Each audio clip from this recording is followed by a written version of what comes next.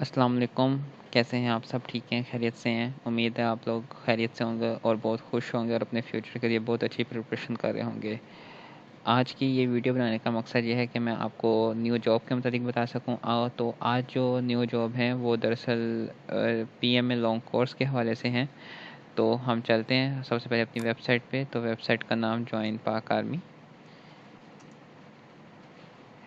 इस वेबसाइट का लिंक ये मौजूद है आपके सामने। ये इस वेबसाइट का लिंक है। फर्दर हम वक्त ज़ाया किए बगैर बस स्टार्ट कर देते हैं ताकि हम जल्द अज जल्द इसको देख सकें और जल्द अज जल्द इसमें अप्लाई कर सकें। ठीक है, ये इनकी ऑफिशियल वेबसाइट है आर्मी की। जितने भी स्टूडेंट्स मैट्रिक इंटर कर चुके हैं उनके लिए स्पेशली है, और जो बीए या बीएससी में है उनके लिए भी ये स्पेशली ये वेबसाइट वीडियो बना रहा हूँ क्योंकि ये सब लोग इस चीज़ में एलिजिबल हैं, सब लोग इसमें अप्लाई कर सकते हैं। ठीक है, तो फर्दर हम यहाँ पे ज्वाइन नाउ, ये आप बटन देख रहे होंगे ज्वाइन नाउ का, इसके ऊपर आपने क्लिक करना है। यहाँ पे ज्वाइन नाउ पे क्लिक करेंगे तो आपके सामने ये देखिए, ये सामने आपको कोर्स स्टार्ट होने के वेबसाइट लोड होने में वक्त ले रही है यहाँ पे। तो सबसे पहले ये चीज़ 150 पीएमए लॉन्ग कोर्स। 150 का इसमें दरअसल मतलब क्या आता है? 150 का मतलब ये है कि जब से पाकिस्तान बना है तब से लेके अब तक, ठीक है, जितने भी कोर्स आए होते हैं उनका ये नंबर लिखा होता है 1 यहाँ पे। तो इस बार जो कोर्स जाएगा ये 150th कोर्स होगा। ठीक है, और हर साल में तकरीबन 2 कोर्स जाते हैं। जिस तरह हम कहें कि जिस वक्त पाकिस्तान बना था उस वक्त फर्स्ट पीएमए लॉन्ग कोर्स हुआ था जिसमें मेजर इस भट्टी ने आज़ादी शमशीर भी हासिल की थी। ठीक है, इस तरह से इस वक्त तब से लेके अब तक 150 कोर्स अब तक पीएमए लॉन्च कर चुका है। तो ये अब जो 150 कोर्स है उसके लिए रजिस्ट्रेशन का अमल के मुतालिक यहाँ पे अब वेबसाइट पे आ चुका है। ठीक है, तो इसके लिए आप अप्लाई कैसे कर सकते हैं और इसका प्रोसेस क्या है? तो जनाब, इसका अप्लाई करने का सबसे पहले तो मैं आपको बता दूं कि 11 अप्रैल से लेकर 15 मई तक आप इसमें अप्लाई कर सकते हैं। पूरा महीना है आपके पास, तो आप इजीली इसके अंदर अप्लाई कर सकते हैं। तो वो कैंडिडेट्स या वो उम्मीदवारान जिनके पास तो इंटरनेट की सहूलत मौजूद है, या उनके पास लैपटॉप है, कंप्यूटर है, या उनके पास कहीं भी इंटरनेट की सहूलत मौजूद है, तो वो तो अप्लाई करें वहाँ पे। जिनके पास नहीं है, जो रिमोट एरिया से या बड़े हम्बल बैकग्राउंड से ताल्लुक़ रखते हैं, जिनके पास इंटरनेट की या ऐसी सहूलत नहीं है, तो उनके लिए भी ये अपॉर्चुनिटी है। वो अपने करीबी भर्ती सेंटर जाके या करीबी रिक्रूटमेंट या सिलेक्शन सेंटर जाके वहाँ से अप्लाई कर सकते हैं। तो सबसे पहले तो हम स्टार्ट करते हैं। यहाँ पे ये 3 चीज़ें लिखी होती हैं, फॉर कोर्स डिटेल, रजिस्ट्रेशन और एग्ज़ाम स्लिप यहाँ पे। ठीक है, इससे पहले मैं आपको ओवरऑल वेबसाइट का एक विजिट भी करवा दूं। यहाँ पे जितनी भी आर्मी से रिलेटेड जॉब्स होती हैं ना, उनके सब का लिंक यहाँ पे मौजूद होता है। जिस तरह इस वक्त 6 कोर्सेज डिफरेंट हैं और उनमें से इस वक्त जिसमें आप अप्लाई कर सकते हैं वो यही है, पीएमए लॉन्ग कोर्स। ठीक है, तो कोर्स डिटेल में हम क्लिक करते हैं।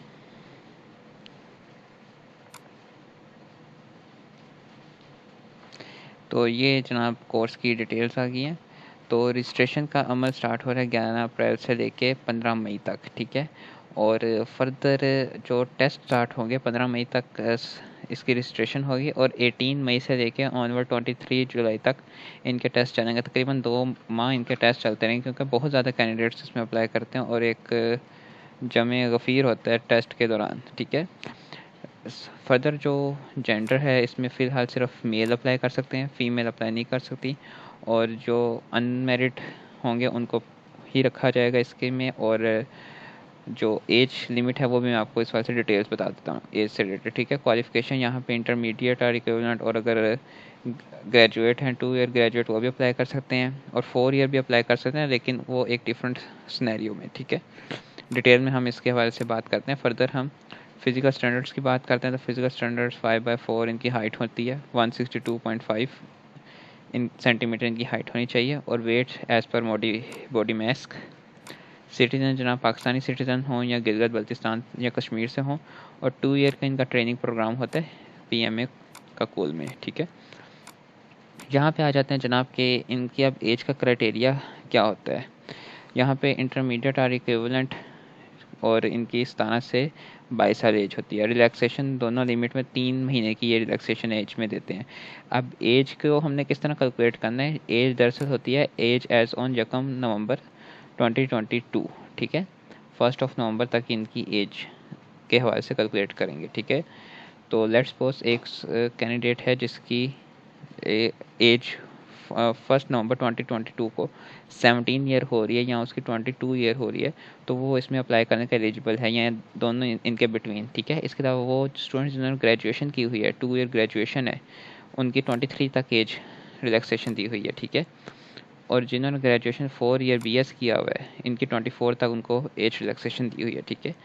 इसके अलावा जो सर्विंग सोल्जर्स हैं जो ऑलरेडी अफवाज पाकिस्तान में या आर्मी, नेवी, एयरफोर्स तीनों में सर्व करे, उनके लिए 17 से 25 साल की एज रखी गई है, ठीक है जनाब। इसमें फर्दर हम बात करते हैं कि FAFSC में इस वक्त 55% मार्क्स ये मांगते हैं। ये तो बहुत ही मतलब बड़ी एक दिलचस्प बात है, क्योंकि यहाँ पे पहले 60% मार्क्स मांगे जाते थे अफवाज पाकिस्तान की तरफ से, लेकिन इस दफ़ा 55% मार्क्स पे आप इसको अप्लाई कर सकते हैं, ठीक है। फर्दर जिन्होंने BS लेवल पे अप्लाई करते हैं उनके फिर 60% मार्क्स होने चाहिए BS में, BA में या BBA में, जो भी उनका कंसर्न कोर्स है, ठीक है। जो फर्दर ये आप इसको रीड आउट कर सकते हैं 55% मार्क्स, क्योंकि बल्तिस्तान, फाटा, इन जो ट्राइबल एरियाज़ हैं या जो रिमोट एरियाज़ हैं उनके लिए स्पेशल यहाँ पे उन्होंने एक रिलैक्सेशन भी रखी हुई है, ठीक है। सर्विंग सोल्जर्स के लिए 50% मार्क्स मांगे हुए हैं। ये बड़े इजी बच्चे ये मार्क्स कैरी कर देते हैं क्योंकि, लेकिन उनकी जॉब भी उस वजह से थोड़ी टफ होती है। तो जनाब यहाँ पे आप ये सारा देख सकते हैं। A लेवल वाले भी इसमें अप्लाई कर सकते हैं, A लेवल, O लेवल जिन्होंने तालीम हासिल की हुई है, ठीक है। इनएलिजिबिलिटी क्राइटेरिया भी हम देख लेते हैं। तो जनाब वो जो 2 दफ़ा ISSB से नॉट रिकमेंड हो चुके हैं वो स्टूडेंट्स इसमें अप्लाई नहीं कर सकते, ठीक है। इसके अलावा इसके बाद जब आप फर्दर ISSB तक पहुंचते हैं तो आप 120 डेज़ के गैप के अंदर ISSB नहीं दे सकते, ठीक है। उसके लिए जो इसका गैप है 120 डेज़ से ज़्यादा होना चाहिए। ये चीज़ें भी, लेकिन अभी तो आप की रजिस्ट्रेशन और इनिशियल टेस्ट का मरहला है। ISSB एक कुछ वक्त के बाद ये चीज़ें डिस्कस करने वाली होती हैं कि ISSB दरअसल आप कब अप्लाई कर सकते हैं, ठीक है। तो हम फर्दर नेक्स्ट चलते हैं। यहाँ पे अब फर्दर सिलेक्शन का प्रोसेस आ गया। तो सिलेक्शन के लिए यहाँ पे उन्होंने बताया गया है कि जॉइंट पाक आर्मी की वेबसाइट पे आपने जाना है, ठीक है। यहाँ से भी आप अप्लाई कर सकते हैं। फर्दर अब सिलेक्शन के बाद क्या होगा, सिलेक्शन के बाद वो आपको 2 से 3 दिन मिनिमम और 1 महीना मैक्सिमम, ठीक है, इतने टाइम के अंदर अंदर वो आपको आपकी एग्ज़ाम स्लिप आपके सामने आ जाएगी, जिसको देख के आप उस दिन सेंटर में जाके अपना टेस्ट कंडक्ट करेंगे। कोशिश कीजिएगा वक्त की पाबंदी तब लाजमी कीजिएगा, ठीक है। फर्दर यहाँ पे अब जो टेस्ट है ये रिटन इंटेलिजेंस टेस्ट होगा, मेडिकल टेस्ट होगा, फिज़िकल टेस्ट होगा, ठीक है। और एक इंटरव्यू भी आपका कंडक्ट किया जाएगा सिलेक्शन सेंटर में ही। इसके बाद जो स्टूडेंट्स इन सब चीज़ों को क्लियर करेंगे उसको फर्दर ISSB का फॉर्म दिया जाएगा। रिटन टेस्ट या इंटेलिजेंस टेस्ट जो कि बेस करता है verbal, non verbal intelligence test होता है, ठीक है। और इसके अलावा आपका एकेडमिक टेस्ट भी वहाँ पे कंडक्ट किया जाता है। और वो उसमें जो एक्चुअली गेम होती है वो सारी आपकी टाइम की गेम होती है। अगर तो आपका टाइम कैलकुलेशन या टाइम मैनेजमेंट है तो आप उस टेस्ट को बहुत अच्छे से क्लियर कर पाएंगे, ठीक है। जहाँ फिजिकल टेस्ट भी आप इस वाले से देख सकते हैं, रिटन टेस्ट के नीचे लिखा है। ये रिटन टेस्ट की भी डिटेल से सामने उन्होंने बताई हुई है। मल्टीपल चॉइस क्वेश्चंस होंगे, ठीक है, नेगेटिव मार्किंग कोई नहीं होती। तो आपने तकरीबन सब क्वेश्चंस अटैम्प्ट लाजमी करने हैं। फिजिकल टेस्ट में 1.6 किलोमीटर की रनिंग होगी 8 मिनट के अंदर।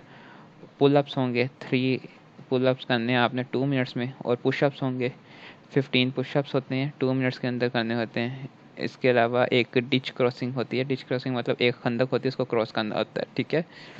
या कहने के ये अब पिछले 2 कोर्स में तो उन्होंने ये टेस्ट नहीं दिया, लेकिन ये टेस्ट भी लिया जाता है, इसको आपने ज़हन में रखना है। और ये बहुत आसान टेस्ट होता है, इजी स्टूडेंट्स इसको कवर कर लेते हैं। इंटरव्यू जो होता है ये फर्दर आपका इंटरव्यू लेने के बाद आपको ISSB का फॉर्म वहाँ पे मिल जाता है। और ISSB का फॉर्म लेने के बाद तो आपकी असल गेम है वो ISSB होती है, ठीक है।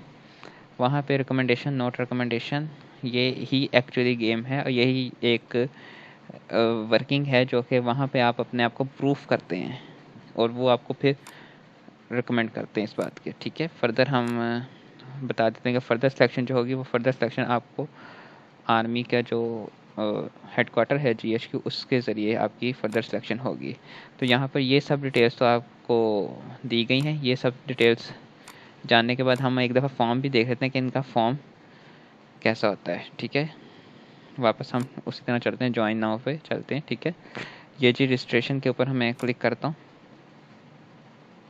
तो होपफुली फॉर्म, ये जी फॉर्म आ गया हमारे सामने। ये फॉर्म है, ये फॉर्म अब हर स्टूडेंट्स ने अपने हिसाब से इसको फिल करना है, ठीक है। जैसे इन्होंने वेरिफिकेशन दी हुई है, मतलब लेट्स सपोज इस तरह ये जो स्टार बना हुआ है ना, स्टार, ये स्टार वाली चीज़ें लाजमी फिल करनी है, लाजमी, ठीक है। लेट्स सपोज आपको आपके फादर आर्मी में नहीं हैं, ठीक है, कोई अपना बिजनेस करते हैं, ठीक है, तो यह ज़ाहिर है आपको फादर का आर्मी नंबर तो मालूम नहीं होगा, क्योंकि वो आर्मी नंबर तो तब होता कि अगर वो इस डिपार्टमेंट से बिलोंग कर रहे होते। तो यहाँ पे स्टार भी नहीं बना हुआ। ये एक बेसिक आपको इन्फॉर्मेशन देना चाह रहा था। इसको आपने छेड़ने की ज़रूरत नहीं है। PMA 150 और टेस्टिंग सेंटर आपने लाजमी वही सेलेक्ट करना है। ये टेस्टिंग सेंटर है, ठीक है। इन जगहों पे टेस्ट हो रहा है, तो जो आपका करीब तरीन सेंटर बन रहा होगा आपने उसको सेलेक्ट करना है। और ये आपने बहुत ध्यान से सेलेक्ट करना है, क्योंकि जो आप सेलेक्ट कर लेंगे फिर वो चेंज नहीं होगा, ठीक है। लेट्स सपोज आपने रावलपिंडी सेलेक्ट किया और आप रहते कराची में हैं, तो बेहतर है फिर आप कराची सेलेक्ट कर लें रावलपिंडी की जगह पे, यहाँ पे, ठीक है। तो इन चीज़ों को आपने बहुत ध्यान से देख के फिल करना है। नीचे चलते हैं फॉर्म की मैं एक दफ़ा आपको गो थ्रू फॉर्म करवा लूँ। यहाँ पे आपने अपनी फैमिली से रिलेटेड सारी इन्फॉर्मेशन और फर्दर आपका जो एरिया है उससे रिलेटेड आपको सारी इन्फॉर्मेशन, बेसिक एजुकेशन से रिलेटेड इन्फॉर्मेशन आपको ने यहाँ पे प्रोवाइड करनी है। मैट्रिक है सबसे पहले, इसके बाद इंटरमीडिएट है, बैचलर्स है। जिस वक्त आप फॉर्म फिल कर रहे हो, अगर फॉर्म फिल करने के बाद सबमिट करें तो बहुत सी गलतियाँ वो सामने आपको शो कर देगा, तो उस पर परेशान होने की आपको बिल्कुल ज़रूरत नहीं है, ठीक है। उनको आप एक दफ़ा रीड आउट करें कि आपने क्या गलती की है और फॉर्म को दोबारा उस हवाले से फिल करें, ठीक है। फिल करते हुए आपको परेशानी होगी, मुमकिन है 4 दफ़ा 5 दफ़ा आप इसको फिल कर रहे हो और आपसे फिल ना हो रहा हो, कोई मसला नहीं। वो आपको इस वजह से सामने बता भी देगा कि आप क्या गलती कर रहे हैं। उसके बाद आप उसको उस हवाले से फिल करने के बाद यहाँ पे रजिस्ट्रेशन के ऑप्शन पे क्लिक करेंगे। रजिस्ट्रेशन के ऑप्शन पे क्लिक करने के बाद वो 2 से 3 सेकंड का वक्त लेगा। 2 से 3 सेकंड के वक्त के बाद वो सामने आपको यहीं पे ऊपर एक स्लिप आ जाएगी, इस जगह पे। ये स्लिप आपकी दरअसल इस जगह पे ये स्लिप आती है। ये स्लिप इस हवाले से होती है कि आपने अप्लाई कर दिया और अप्लाई के बाद ये एक वो जो स्लिप होगी उसको का स्क्रीनशॉट वगैरह आप लेके अपने पास रख लीजिएगा, ठीक है। फिर वापस चलते हैं आप थर्ड जो इसका लिंक है उसकी जानिब। थर्ड लिंक है एग्ज़ाम स्लिप, ठीक है। इसके ऊपर क्लिक करके देखते हैं हम इस पर क्या लिखा हुआ है। तो लीजिए जनाब, अब जब आप अप्लाई कर लेंगे तो यहाँ पे वो अब आपने अपनी एग्ज़ाम स्लिप करनी है और ये आपने दिन में 3-4 दफ़ा तो अप्लाई करनी है, ठीक है। और एक इजहारन मजाक ये बात कि हर नमाज के बाद आपने ये चेक करते रहना है, ठीक है। वो इसलिए कि किसी भी वक्त ये आपको इस वजह से वो बता सकते हैं कि अब आपका टेस्ट आने वाला है। तो यहाँ पे आपने फर्दर CNSE और यहाँ पे फादर का CNSE और यहाँ पे इमेज कोड से मुराद ये है कि ये जो चीज़ लिखी हुई है ना, ये 8XSDVI1 इसको एज इट इज़ इसको यहाँ पे आपने लिख देना है, ठीक है। इसको आपने एज इट इज़ यहाँ पे लिख देना। ये देखिए मैंने Ctrl+C किया है, उसको कॉपी किया और Ctrl+V करके यहाँ पे उसको पेस्ट कर दिया है। और यहाँ से आप अपना एग्ज़ाम स्टेटस चेक कर सकते हैं, ठीक है। और तो ये होपफुली वीडियो कुछ ज़्यादा लंबी हो गई है। ये वीडियो मैंने इसी वजह से बनाई थी ताकि बहुत से स्टूडेंट्स को इस वजह से कन्फ्यूजन रहती है कि वो कैसे अप्लाई करें, कैसे करें। फिर भी आपको कमेंट सेक्शन में मुझसे क्वेश्चन कीजिए जो आपको समझ नहीं आई या फर्दर इसमें मैंने है ना वैसे आपके लिए बहुत से अभी क्वेश्चंस छोड़े हैं ताकि आप देख सको कि किस स्टूडेंट का कॉन्सेप्ट कितना क्लियर हुआ है और कौन स्टूडेंट सवाल करेगा। याद रखें कि जो स्टूडेंट सवाल करता है ना वही स्टूडेंट कामयाब भी होता है। तो आपको जो भी क्वेश्चन करना है आप कमेंट सेक्शन में क्वेश्चन करें, मैं उसके ऊपर आपको एक डिटेल वीडियो बना के दूंगा और उसका मैं डिटेल आंसर भी करूँगा, ठीक है। अपना बहुत सा ख्याल रखें। अल्लाह ताला आपका हामी और नासिर हो और आपको बहुत कामयाब करे। अपना ख्याल रखिएगा। अल्लाह हाफिज़।